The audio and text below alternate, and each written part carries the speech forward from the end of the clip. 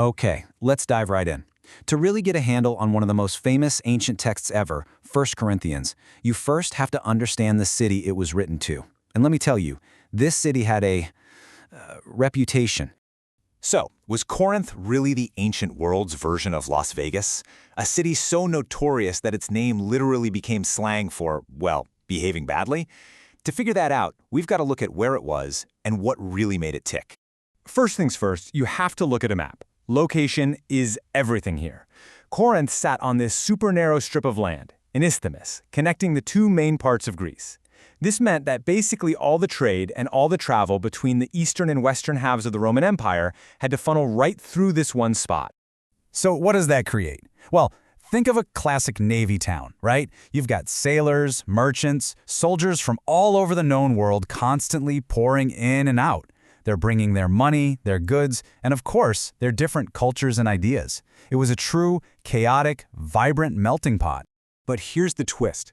And honestly, if you only get one thing from this whole explainer, this is it. The Corinth, from all those wild stories, well, it wasn't the same city the letter was sent to. You see, there were actually two Corinths.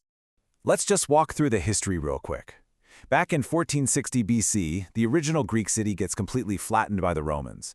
I mean, just wiped off the map. For 100 years, it was nothing but rubble, a ghost town. It's not until 44 BC that Julius Caesar decides to refound it as a brand new, shiny Roman colony. And this right here is the whole key.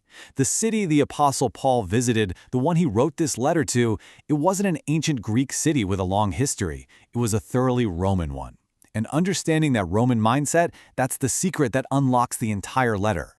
So what does this mean for us? It means we have to put on our detective hats. When we read these old accounts, we have to constantly be asking, wait a minute, which Corinth are they talking about? The old Greek one or the new Roman one? And just as important, who's telling the story?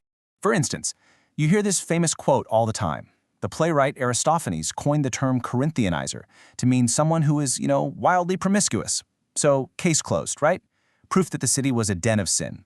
Well, not so fast. You always have to consider the source. Aristophanes was from Athens. And who was Athens' biggest economic and political rival? You guessed it, Corinth. This wasn't an objective news report. This was ancient trash talk. It was a smear campaign to make his own city look good by making the competition look bad. Okay, but what about the really juicy story, the big one? The story from the writer Strabo about the Temple of Aphrodite having 1,000 sacred prostitutes. I mean, surely that one has to be true, right? Once again, you gotta check the dates. Strabo was describing the old, classical Greek Corinth. That temple and whatever was or wasn't going on there was part of the city that had been a pile of dust for a full century before the new Roman city was even built. So, if it wasn't just a nonstop party, what was the Roman Corinth really like? To get that, we have to look past the buildings and into the invisible world of their culture, their core values. Roman society was basically built on a pyramid of honor and status. Life was this relentless, ruthless competition. The whole goal was to climb the social ladder, gain power, and advance yourself. And you didn't really care who you had to step on to get there.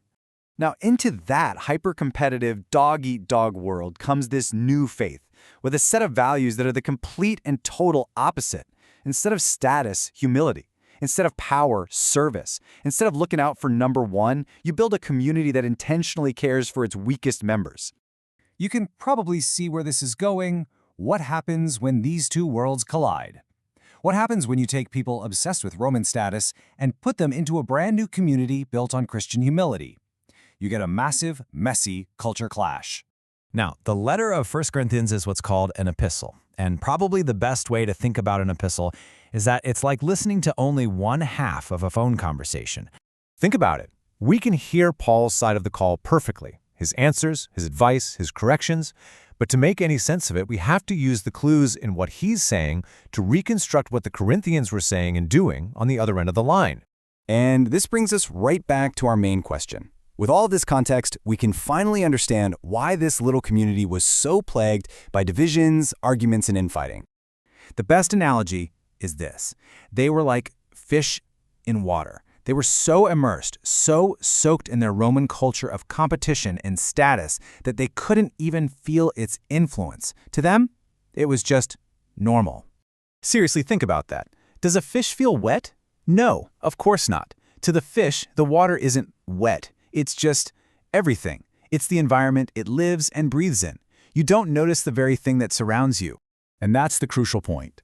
The Corinthian Christians were still acting like competitive Romans even inside the church, vying for status, following powerful leaders, and looking down on the weak.